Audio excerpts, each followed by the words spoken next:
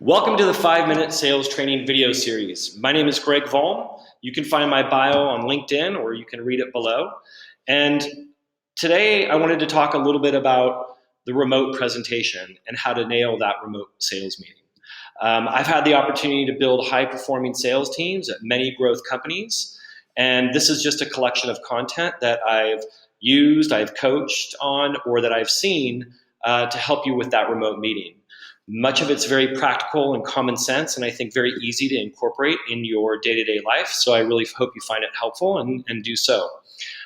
Look, a recent study showed that about 75% of all sales calls are now conducted remotely. The world is truly gone remote, and while this concept isn't necessarily new, many salespeople have struggled to make the remote meeting just as impactful as the in-person meeting. So welcome to episode 1 of the 3-part series, and today in this episode we'll talk about the opening. One of the main challenges with remote meetings is the distance and kind of many times the faceless audience. Your audience has got their laptops and email open and their trusty phones always tempting them to kind of lull them away from you at any drag in the meeting. So if you don't get that audience engagement immediately with relevant content and discussion, the game is over. You may as well go home. So here's a few things that I'd like to help with in your opening to draw that audience in. The first thing is your agenda. Always have an agenda. It's pretty common sense. But there really are 2 parts to that agenda that I'd like to call out. The first is make an impactful statement of what you will cover. Many times I see agendas that say product overview, like yawn, right? That's so boring. That actually sounds dreadful. But if you actually write, how our product will map to your requirements or needs, or a 10-minute discussion on some of your objectives, like that's going to draw the audience in. So we really want you to tempt the audience with some, creative agenda items. The second piece is always put time, 5 minutes, 7 minutes around each item. And I always like to show the agenda as ending 10 minutes early, because everybody will be excited that you're actually giving them some time back in their day. The second component of the opening is the objective. Why are we here? I think this is a really great opportunity for you to always, always, always state your objective. Tell everyone on the call that's what it is. And it should answer 2 questions. Why are you here and why am I here?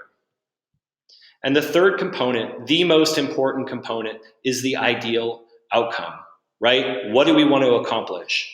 State it in this meeting. It typically should not be very aggressive, like I want to get a yes decision or I want to achieve something that no one's going to accomplish. It should be achievable, and frankly, it should advance to the next stage in your sales process.